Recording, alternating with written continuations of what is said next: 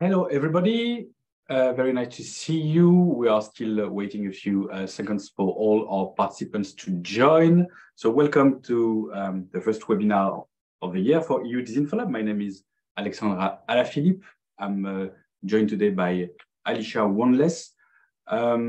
Before we start kicking into our webinar and Alicia's presentation, I would just like to mention we hold these regular webinars for the community.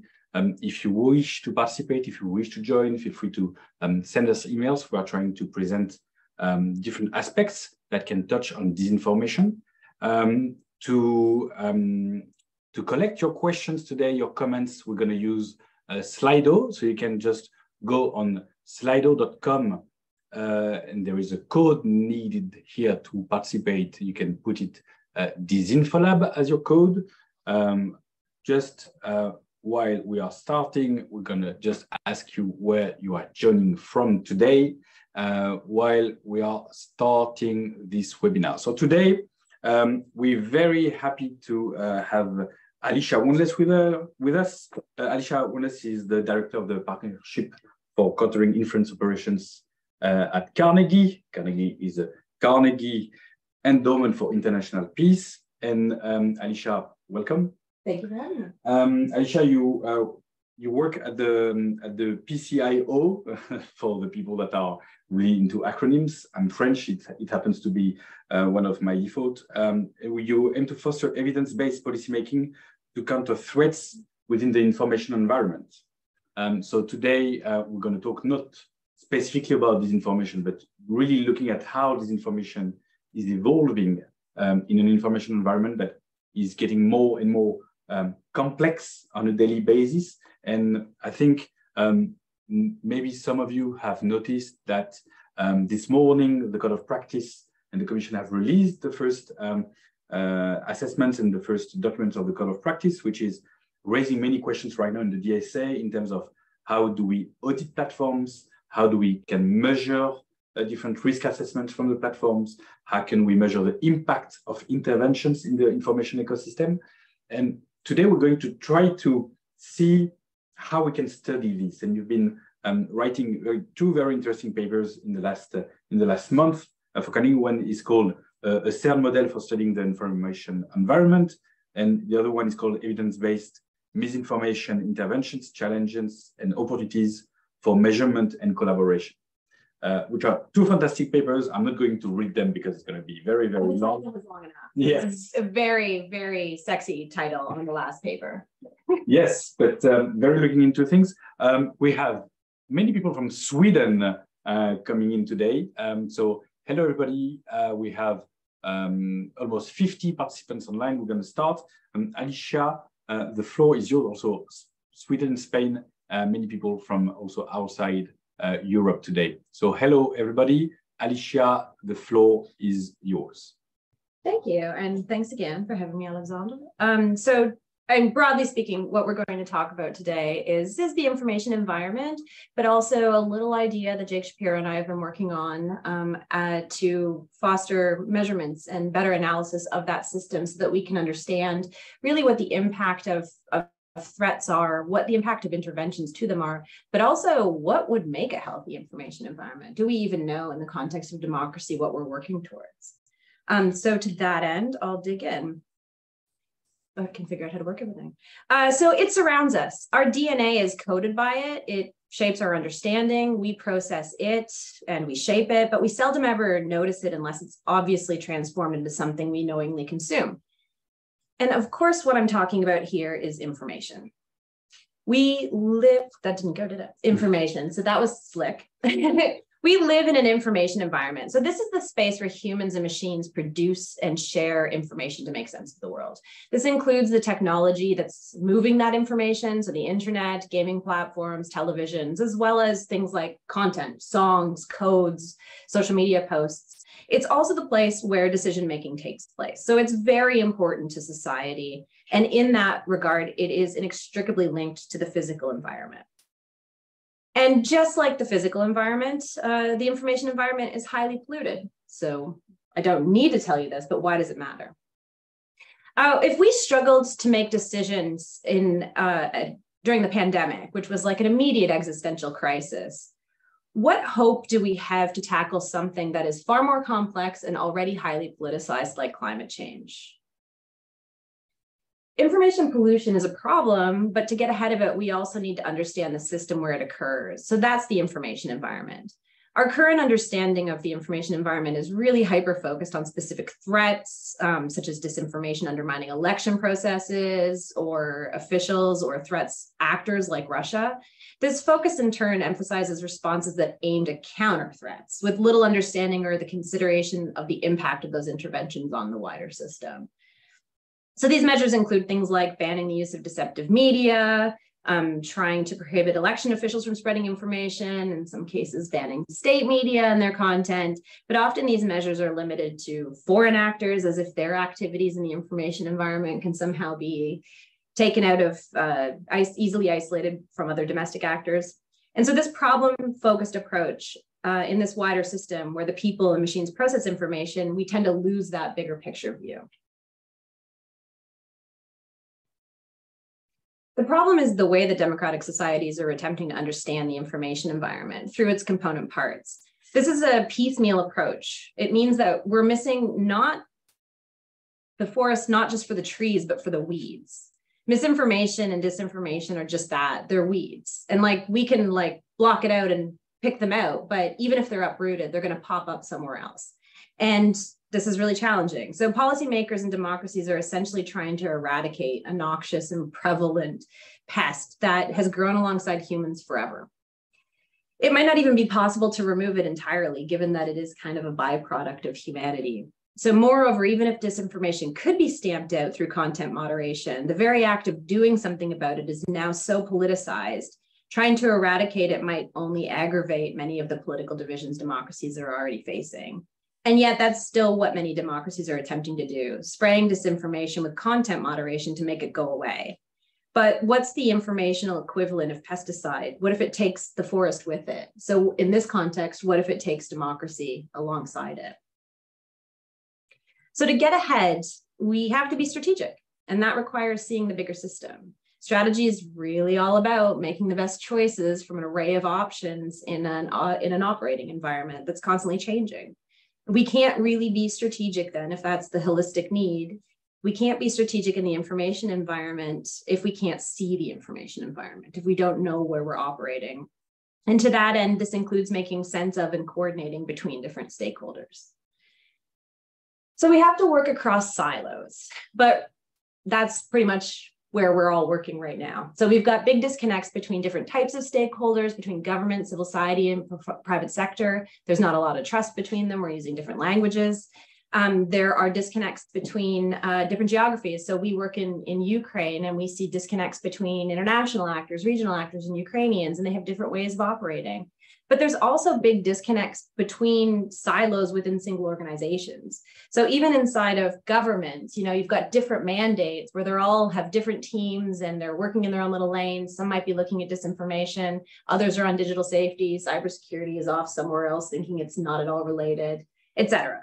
But the information environment consists of the people and their thinking, the tools, infrastructure, and platforms for communicating, and the information. And so being strategic about the information environment means being holistic and not just seeing what each of these stakeholders can do, but helping them actually work together. So just to give you an example of how complex that can be, we've been trying to support efforts to build a case for war propaganda against Russia. And that really involved like bringing together different investigators to try to fill gaps on content aggregation and analysis, talking to the companies to see what they're doing, but also getting in legal expertise of people who have actually been successful in other conflicts in terms of prosecuting, getting those organizations that build evidence lockers to be able to provide that support, but then also linking back into the international organizations to make change, to make it happen. But that level of coordination requires speaking the same language. And to that end, consilience really needs to be fostered between stakeholders. We've got many different people coming from many different disciplines. There's a proliferation of definitions. Stakeholders really aren't often speaking the same language. So this needs to be systematized in terms of how we look at the information environment, how it's framed and studied. We essentially need the equivalent of an information ecology or a systems theory that kind of brings all the disciplines together and gets us on the same page. We also need to articulate a vision of the information environment that we want to see. What makes a healthy information environment in the context of democracies? What is it that we want all of these stakeholders to do together? We talk about societal resilience, but like in what aim, what direction? Beyond addressing threats like information pollution, what interventions in the information environment foster democracy? And to answer those questions, we have to ramp up research. As I've been banging on about, the field lacks consilience, so we have to kind of get together and have a shared understanding of what the space is. While there's information trickling in on measurements of impact of the interventions, it's sparse and in between. It's usually very short term, so we don't know the longer term impacts. Current research is also really limited geographically. It's focused mostly on North America and Europe. It's dominated by qualitative analysis because crunching data is actually costly and difficult. It's also focused on major platforms like Twitter, which is not representative of the wider public at all, or even, online users, or specific threats, specific threat actors, and often taken out of context. So if we're just looking at the things they do, we don't necessarily understand how it comes into the wider system. And it also often lacks policy relevance. And so it's not feeding back into the loop to help policymakers understand this space. And one of the major reasons that we see beyond lack of data access and all of these other fun topics that definitely need to be sorted out is a lack of engineering resources and infrastructure. It's expensive. And as you know, running a nonprofit, trying to hire engineers and data scientists when we're competing with industry to be able to get them is really challenging. So we have one idea, and this is not, all the ideas, but it's something that we're putting out there to the community to try to galvanize a community to build this together, is building a multinational research facility that's interdisciplinary, that provides shared resources, engineering resources, and infrastructure to speed up policy relevant research.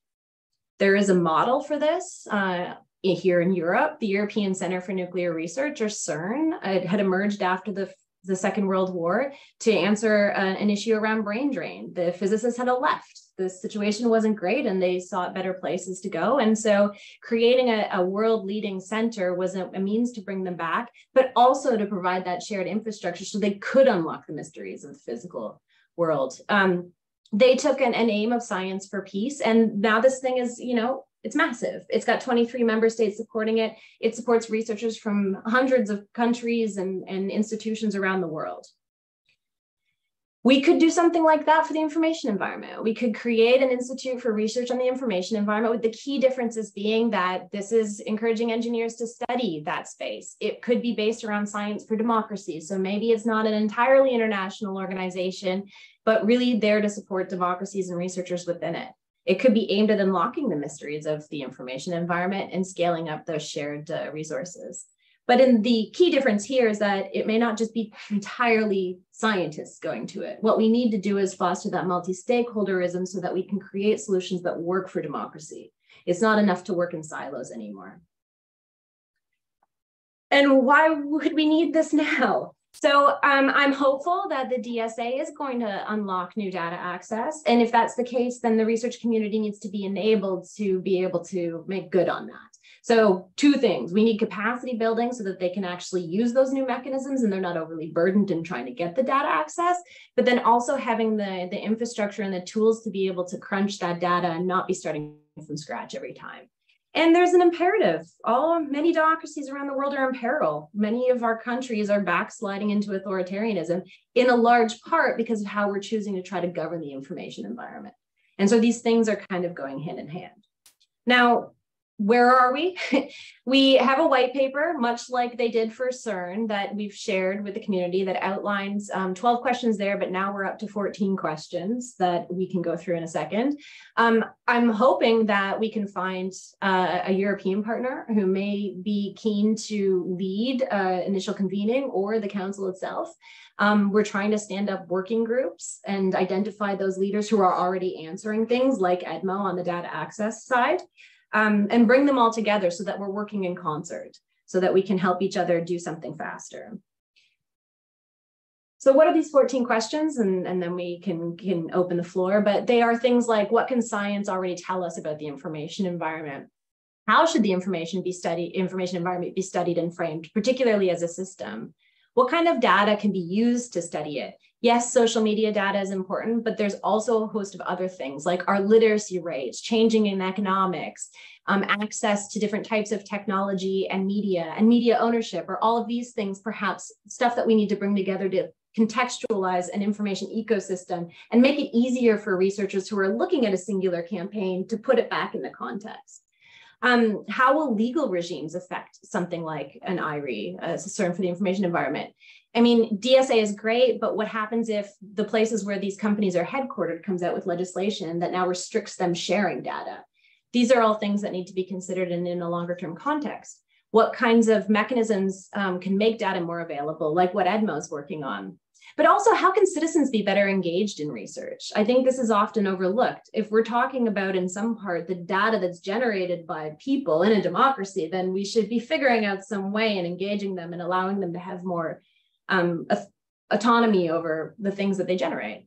How can we create greater diversity of research? How can we help support researchers in other parts of the world? And I think that really needs to go beyond traditional models of like fellowships. It's not sufficient enough. We need to understand what those burdens are and help unlock those and move forward. What's the relationship of data storage to the research lifecycle, right? Like, should we expect to keep data forever of people? How can they take it back? What are the most pressing research questions? It goes on and on and on. There's everything down to, you know, what's the impact of research on the physical environment? I will stop there. And well, what we are trying to do is bring everybody together, find those leaders, create the council and start. In terms of next steps, I just want to encourage everybody that we have to act with urgency. The DSA is offering us a short window of opportunity where we have the interest of policymakers and perhaps a political will to move. We need to foster community. I can't stress enough that these questions, they're immense and they're numerous, and no single organization can answer them by themselves. So we have to work together. We would like to launch this council. And if you are open to or already answering some of those 14 questions, I want to hear from you because we're trying to build those teams. And we are looking for partners in terms of convening that council. Did you just take control for me? We also need to build infrastructure, and this is something my partner Jake Shapiro at Princeton is currently seeking partners for. So if you've been building shared infrastructure, if you're keen to build more, if you've already got tools that you need help in terms of maintaining, you want to make available to the community, he wants to hear from you. And we are looking for champions. IRE really needs a home. It needs a first national hero that's going to take ownership to get other countries and governments on board. And lastly, we are going to be taking everything that the council does to develop a detailed roadmap to help whoever wants to champion this actually build it. So with that, thank you. Thank you, Alicia, and thank you for this very direct presentation of what do we need to do. And I think maybe some of our partner might have questions. Please submit your questions on slide.com. And to use the hashtag DisinfoLab for the people that were already connected, it should be quite easy. I have a few questions just to kick off a bit the conversation. I think we've been here such a long time into this information environment questions and question of interventions in the public space. And we've been hearing these ideas about how to go together, the non-capacity of a single actor to do this, and we've been having discussion. Why do you think we are outside of the DSA? What is the next step? Why are we at a crucial moment that you think the center could actually kick off and become something that has some weight beyond wishful thinking about let's do that all together because it looks nice on the paper? So your question is, why is this moment the catalyst that can actually make things happen? I think that we are at a very risky crossroads as a society writ large. So like even looking beyond democracy, we have climate change, we have major existential threats that are facing the planet. And the information environment is key to us determining together as publics how we're going to address it. And if it remains polluted and ill understood, and we don't understand how to intervene, and we don't understand how to build bridges between communities that fundamentally disagree and maybe are living in completely different realities from each other, we have no hope. So we do this, or or we may cease to exist. Thank you for this. It's a good call to action. So you've been presenting these ideas. You wrote this paper a few months ago. What's the initial reaction? So I'm just reporting that yes, the recording of the webinar will be available afterwards if you want to rewatch this. So don't worry about being able to go there. I'm going to treat this question as solved. What has been the reaction to this idea so far? Whom have you been talking to about the IE? Well, I don't know if everybody who reached out to me wants to be like mentioned on a webinar, but I've been pleasantly surprised in terms of who's been reaching out. I mean, we've heard from researchers in Germany and Denmark and Australia, Argentina. Like, I think that now is the moment. There are many of us who have been working in this space for a long time. And again, many people coming from different disciplines, whether it's like people who have been studying and researching democracy, or people like us who have been specifically looking at problems within the information environment, or people who have been more technologists. I think that there's a general recognition that at some point we have to come together. At some point we need to move forward. I mean, I'm sure you feel the same way. I don't want to put words in your mouth, but like going from event to event, it often feels like we're just having the same conversation and we're not moving forward. And so what's the one thing we can control is that we can collaborate and we can get on the same page and we can try to pursue something together. Yeah, excellent question. There were some ideas about this, and you mentioned we are at DisinfoLab, and we're very happy that you are in Brussels this week. That's why we took the opportunity of this webinar to have you with us. Are we talking about governance which is regional at European level? Are we talking about some kind of international institution? Like, what's the vision behind this? I think it should be international, although I think that there's a good argument to be made that Europe would make a good home. I'm agnostic on considering which countries. And again, not prescriptive here. This is like for the community to come forward and, you know, who actually wants to champion it and build it. But there are some benefits to Europe with the GDPR. There's actually privacy protections in place, which some other countries don't have. I think it needs to be multinational. And by that, I mean, not just like the EU. I think it needs to be broader, including countries like North America and others as well. Stefan, I see it. Sorry. And there's a reason for that. It builds in a fail-safe should any of the democracies backslide into authoritarianism. And that's the one thing that we really need to bake in is like protection so it's not abused. So I think it needs to be international. I think from the paper, what we've tried to frame it as is around democracies. I'm not sure that this is something that can really be open to all countries, unfortunately. But definitely more than EU, but EU is a good possible base. A good home. And Stephen, I'm jumping to Stephen's question. Yes, there was another paper that also called for a CERN, because this is not just like our idea here. And that was the Democracy and Technology paper that Stephen was a co-author on, which is a great paper and worth reading. It has other ideas and how these things should come, but it was definitely an inspiration. So we're not alone. Like, I just want to reiterate this. This is not my idea. We're trying to build community to get somewhere. Yes. You mentioned, so Alan from the University of Cambridge, you mentioned the need for collaborative partners. Can you explain a bit more? What about the specific needs? Yeah, well, so that it is outlined in the paper. And as I was babbling on in those questions, really what we're looking for is, are there people who are already answering those questions? So hoping to find them. If they're already leading working groups, that's great. What we want to do is make sure that you're plugged into the others who are leading similar working groups on other topics, answering these things together so that we can have an information sharing and help each other where appropriate. So all of those questions essentially are mostly open. I mean, the most obvious one that's covered is the EDMO. What would be a source of funding? That's also a good question, Stephen. So I think there's differences here between building the council and building the bigger center.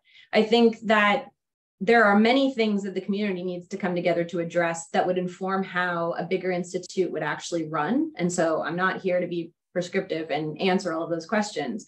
But I think that funding for that year after year would kind of have to follow a CERN model where you have member countries who have committed to doing this year after year. So it's not a public decision that has to be renewed and up for debate and possibly pull the plug on. Also taking from some philanthropies, try to create some research chairs and things like that that can facilitate other sources of funding and research. I think that should there be money taken from the tech companies, it needs to be carefully considered how that would work. And I would love to see some work around that, how that could be structured. Is it like a taxation system? Does it go into some sort of other fund that sees the redistribution of that? The key here is that the center needs to be absolutely independent from donors, from member countries who may be supporting it. So that's something that I think is for the community to decide how that would work out. The council, I think getting that started, I think I would be agnostic in terms of how we should get it funded. I realize that there are some philanthropies that not everybody is comfortable with, and perhaps maybe government isn't the answer to fund that initial thing. So again, looking to having an initial convening with the wider research community, should somebody like to host that, where we could have that open and frank discussion of what we're comfortable with in terms of funding support for those working groups. Yes, it's the same usual question. You can't get money from the government, you can't get money from the platforms, and you can't get money from some philanthropy. So at some point, maybe we need to grow money in a way. I mean, I think it's different from region to region, what the level of comfort is on where people take money from, but appreciating that that is different from region to region. I think that that's an open conversation that we have to have so that we can take a more community-based approach in doing this and not turn people off. I realize that's not an answer. I'm also going to state, I'm not here with all the answers. Like this is much like that paper for the democracy and technology paper, where you're putting ideas out there and hoping that we can come together to actually answer the questions to get there. Yeah, it's really an open webinar, so we don't have all the answers here, and certainly Alicia don't. So please keep asking questions. Josep Borrell, the High Representative from the European Union, talked 2 days ago at the conference that we were both participating in about a EU disinformation platform. Could that could there be a connection between regional initiatives that could be launched on that? I am not an EAS representative, so I feel really ill-equipped to answer that question. But my understanding is that that mechanism that they announced is really about systematizing investigations around things like disinformation so that they can start to find patterns in behavior of what's going on. So I think that it has its place in terms of informing on a very specific type of activity done by a specific type of actor that can help inform research, but it is not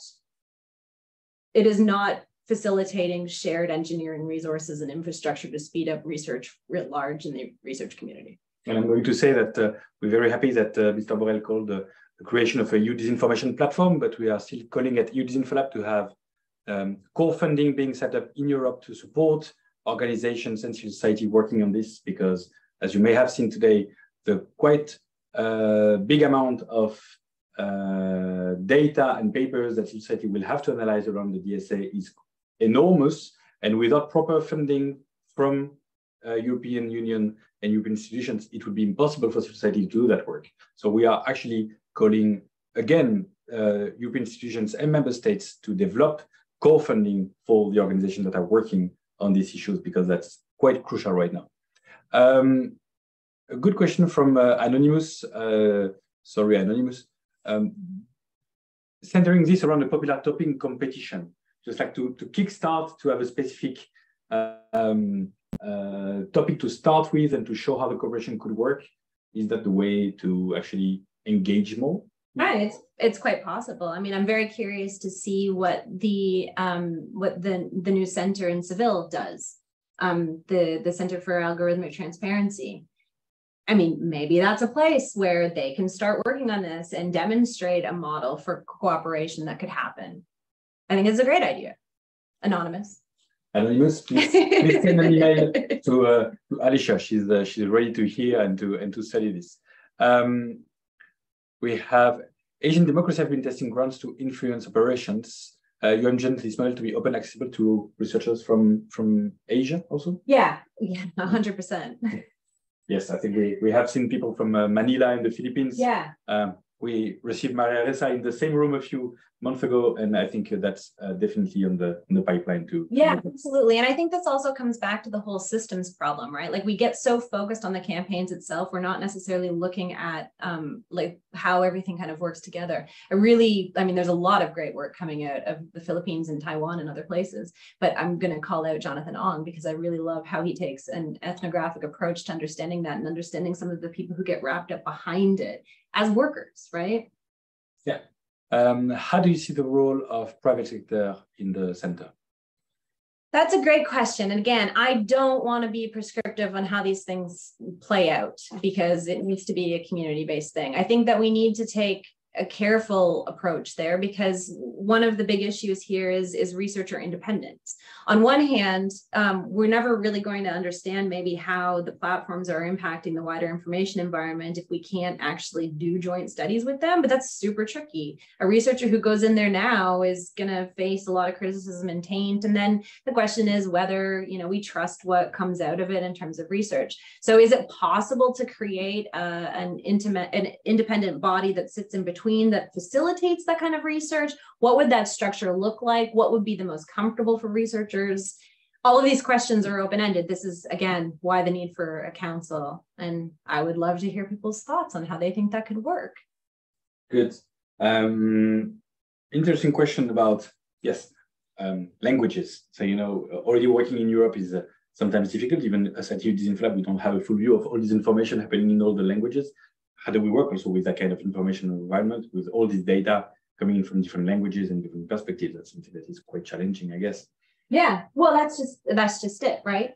And again, like, I mean, I think maybe 100 years ago, ecosystems were a little bit more cut and dry. They weren't necessarily bleeding into each other, but that's also not necessarily true. I'm not going to bore you with my thesis, but I can't help myself. Ecosystems have always kind of been bleeding into each other, but now we have so much more human movement. So different languages spoken in a single country, and the means of communicating and staying in contact are so much more all the time, ever present. And I think that's been a big challenge for us to wrap our brains around. This is why the whole foreign domestic distinction has always been a bit odd to me, because where's the line, right? Like, does diaspora have the right to try to influence a situation from the country where they came from? What happens if they have no legal status in the country where they want to stay? Can they try to influence that system to be able to be there? Like, there's all these sorts of things that make it really difficult to just like draw lines in the sand and have these mandates where there's no crossover. And to be based in Brussels, we are a country in Belgium when we have three official languages, which are French, German, and Dutch. But most of influence operations are happening in English inside the EU bubble. So it's also adding some kind of complexity around understanding the information environment. And that's just it. With every new technology that we add to the information environment, it doesn't mean that the old technology, the old media, the things that were being consumed went away. It not at all. They're still important, but we're kind of missing that because we're always just looking at the new thing and freaking out about it. And it happened with books. It happened with the internet. It's going to happen again with whatever gets added on. So if we can find a way to kind of baseline and look at that longer term, maybe we'll be less afraid, but more prepared to have proactive means of preparing citizens for coping with crap that they're going to face. Yeah. Excellent question. I think that touches on competition.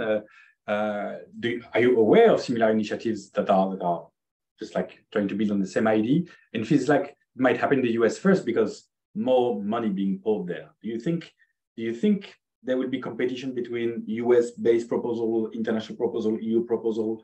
And do you think where there might be some incentives to go in specific regions because of the money incentive? I mean, that's a good one. I think it's possible. I mean, I work for an American institution, and so I'm quite familiar with the funding models there. I think what the problem here is talking at economies of scale. Yeah, the Americans maybe have the most money and have put more money, usually it is in the defense area, towards this topic, which does not necessarily lead to the research that we're talking about here. But they're not investing at the scale that would be required to sustain a wider research community with that level of infrastructure. I don't think any single country is going to be willing to do that and fund it alone, which is another reason why, like, just economies of scale are the argument here. So what I see happening mostly in the US is like smaller centers associated with universities who develop this kind of tool.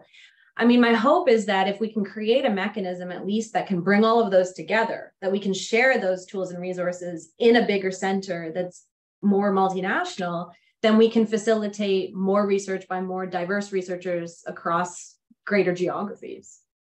Yeah, thank you. Excellent question. Like to talk about governments. Where do you see the role of regulators? So I really see, I mean, I would hope that something like IRI would actually facilitate the work of regulators so that they're, you know, they understand, they can measure whether the regulations and the interventions that they've put into place actually work or not. And if they aren't working and are causing more harm, then maybe we can stop doing that and affecting the information environment negatively.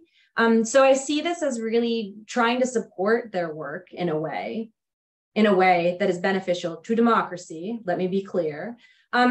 I wonder if there are ways to create creative types of fellowship programs where they're multi-stakeholder and allow different stakeholders to work together on a specific policy problem and then learn how each is operating, which may help us gain better understanding, like it would help researchers understand better how platforms work. And then maybe the next time they go to research, they'd know what they need to ask for that would facilitate their research better, as opposed to the chicken and egg tension that we continuously have. I think maybe in such models like that, we may foster a better policy feedback loop as well, which maybe might help us find better solutions as opposed to just trying to like counter a threat and trying to block it and get rid of it. Very interesting question. Like, what's the magic number? I mean, it's a guess, right? Like I mean, we're such at beginning phases. This is just like an idea. I would expect that we're probably looking at least 30 million US a year to operate. It could be much more. I've never built an institution of this size, but that's again why we need, you know, the council to try to work through what it's going to take, like what's reasonable. Do you know how much the CERN budget is? Oh, it's huge. Like, I mean, I don't think that this is anywhere near on the scale of costs of that kind of infrastructure. And so, you know, metaphors only go so far, but I think it's significantly less than what theirs would be. But one could say that if we invest so much into research in quantum and nuclear energy, why are we doing at least, I don't know, 20% of that effort? Yeah. To study the information ecosystem that is actually a potential threat to our democratic systems. Yeah. So I think that's the right question to ask. I mean, I agree with you. And I know, I mean, some have said it's not a fair comparison, but like there was an announcement, I don't know if you saw maybe last year or the year before, that the US Department of Defense put in nearly $1 billion to counter misinformation over 5 years. I don't know about you, but that $1 billion would have paid for, you know, what we're thinking and a whole lot more. And maybe we would know what works. Yes. Yes. It's called value for money. It's a part of monitoring and evaluation programs, and I hope it will be made public at some point. So we'll come at the end of, we'll give Alicia's contact, of course. I think one of the questions maybe for some people that are working on a very like day-to-day approach and like on the field, and like maybe they do see this as but there's a big research center that is studying all these big questions of information environment. Like, what's my role? You know, I'm doing very practical stuff on the field. Like, what's my role into this massive center which has massive data? How do we combine this kind of very down-to-earth approach and maybe with very little granularity on the field and like? Well, I think that comes into what kind of tools are built to facilitate this kind of work. So my partner, Jake, and the team have been consulting the community to see what kind of things need to be built. One thing that they are considering building in the short term is a tool that helps process screenshots, because we understand that a lot of NGOs are taking screenshots of social media posts, and then they're manually trying to take what they can gain from that and put it into a data set to be able to look at it. So the tool that they would like to build would actually pull, you know, what metadata can be pulled from the front face of a post automatically so that it can help researchers be able to sort that. Or another example of this is a textual analysis tool that works across platforms, right? So that we can actually see how different types of posts, including like image posts, are moving across different platforms into other types of media faster, so we can see that interconnectivity. So I think when it comes to the practical question, I mean, a lot of it comes down to what infrastructure is going to help. And that's really for the community to speak up and say, these are the things that we really would need to get ahead. Yeah. We have this question about the DSA that I'm happy also to follow up. It's like, does the DSA mean that this would be most likely to be EU first, and will the EU attract research because the data will be here? I'm not sure we have a correlation because the data is here, the researchers are there. I mean, I love these questions because it feels very crystal ball. I have no way of predicting what's going to happen, and I'm not in DG Connect or elsewhere to be able to like say what they're thinking on this. I think that the DSA, okay, it's likely what they're going to probably foster researchers in the EU first, would be my guess.